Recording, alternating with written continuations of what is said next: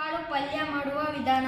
4 ಹಚ್ಚಿರುವ ಈರುಳ್ಳಿ, 2 ಕಪ್ಪು ನೆನೆಸಿರುವ ಹೆಸರುಕಾಳು, 1 ಕಪ್ಪು ತುರಿದಿರುವ ಕ್ಯಾರೆಟು, 1 ಕಪ್ಪು ತುರಿದಿರುವ ತೆಂಗಿನಕಾಯಿ, 1 ಸೂಡು ಕೊತ್ತಂಬರಿ ಸೊಪ್ಪು, 10 ಹಚ್ಚಿರುವ ಮೆಣಸಿನಕಾಯಿ, ರುಚಿಗೆ ತಕ್ಕಷ್ಟು ಉಪ್ಪು. ಬೇಸಿಗೆಯಲ್ಲಿ ಜಾಸ್ತಿ ಉಷ್ಣ ಇರುವುದರಿಂದ ಹೆಸರುಕಾಳು ಪಲ್ಯ ತಿನ್ನುತ್ತೇವೆ. ಹೆಸರುಕಾಳು ಪಲ್ಯ ತುಂಬ ರುಚಿಕರವಾಗಿರುತ್ತದೆ.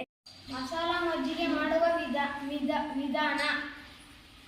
ಹಚ್ಚಿರುವ ಈರುಳ್ಳಿ, ಹಚ್ಚಿರುವ ಕೊತ್ತಂಬರಿ, ಹಚ್ಚಿರುವ ಮೆಣಸಿನಕಾಯಿ, ಹಚ್ಚಿರುವ ಸೌತೆಕಾಯಿ, ಅರ್ಧ ಲೀಟರ್ ಮಜ್ಜಿಗೆ. ಇದನ್ನು ಮದುವೆ ಮನೆಯಲ್ಲಿ ಮಾಡುತ್ತಾರೆ.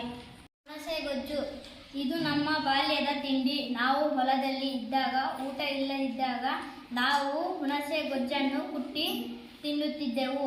ಇದಕ್ಕೆ ಬಳಸಿದ ಸಾಮಗ್ರಿಗಳು: ಹಸಿ ಹುಣಸೆಕಾಯಿ, ಹಸಿ ಮೆಣಸಿನಕಾಯಿ, ಕೊತ್ತಂಬರಿ, ರುಚಿಗೆ ತಕ್ಕಷ್ಟು ಉಪ್ಪು.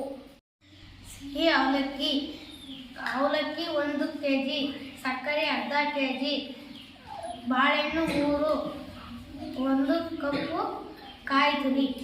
ಹೆಸರು ಬೇಳೆ ಮಾಡುವ ವಿಧಾನ.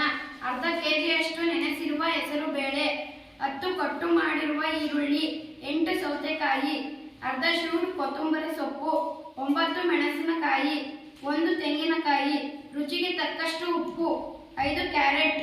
ಹೆಸರು ಬೇಳೆಯು ಬೇಸಿಗೆಯಲ್ಲಿ ಎಲ್ಲರಿಗೂ ಅತಿ ಪ್ರಾಮುಖ್ಯತೆ ಹೊಂದಿರುವ ಆಹಾರ.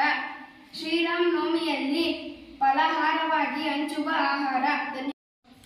ಖಾರ ಮಸಾಲೆ ಮಾಡುವ ವಿಧಾನ. ಅರ್ಧ ಲೀಟರ್ ಬುರ್ಗು 10 ರೂಪಾಯಿಗೆ ಮಿಕ್ಸರು, 1 ಟೊಮಾಟೊ ಹಣ್ಣು, ಕೊತ್ತಂಬರಿ ಸೊಪ್ಪು, ರುಚಿಗೆ ತಕ್ಕಷ್ಟು ಉಪ್ಪು, 2 ಕತ್ತರಿಸುವ ಈರುಳ್ಳಿ, ಸ್ವಲ್ಪ ಖಾರದ ಪುಡಿ. ಸಿಹಿ ಬುರುಗು ಮಾಡುವ ವಿಧಾನ. ಬುರುಗು ಬೆಲ್ಲ, ಕಾಯಿ ತುರಿ, ಬಾಳೆಹಣ್ಣು ಸೇರಿಸಿ ಮಾಡುವ ರುಚಿಯಾದ ಪದಾರ್ಥ. ಇದನ್ನು ಹೆಚ್ಚಾಗಿ ಪ್ರಸಾದದ ರೂಪದಲ್ಲಿ ಮಾಡುತ್ತಾರೆ. ಧನ್ಯವಾದಗಳು. ಹುಣಸೆ ಗೊಜ್ಜು ಮಾಡುವ ವಿಧಾನ. ಹುಣಸೆಕಾಯಿ, ಮೆಣಸಿನಕಾಯಿ, ಉಪ್ಪು ಹಾಕಿ ಚೆನ್ನಾಗಿ ಕುಟ್ಟಬೇಕು. ನಾಲಿಗೆಗೆ ಒಳ್ಳೆಯ ರುಚಿಯಾಗಿದೆ. ರಸಾಯನ.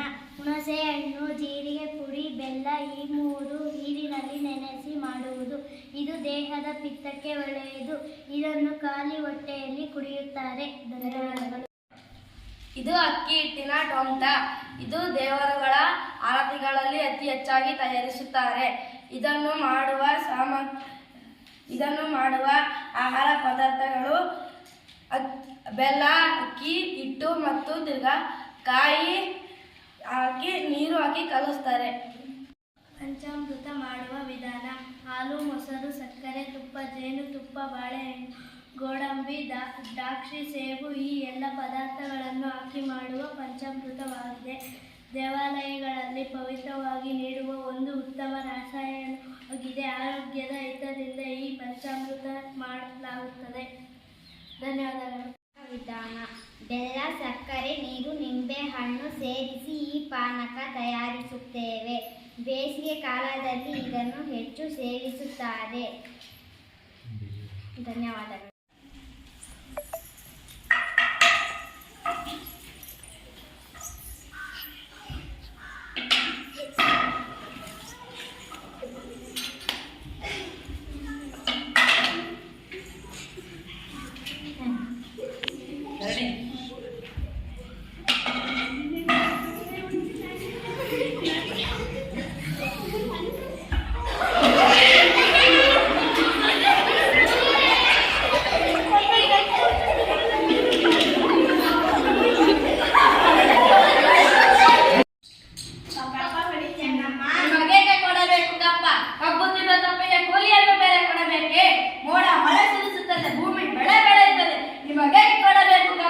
ನೀವೇನು ನೆಂಟರೆ, ನಿಷ್ಠರೆ, ದಾಯಾದಿಗಳೇ, ಅಣ್ಣ ತಮ್ಮಂದಿರೇ, ಬಂಧುಗಳೇ, ಮಿತ್ರರೇ, ನಿಮಗೆ ಕೊಡಬೇಕು ಕಪ್ಪ.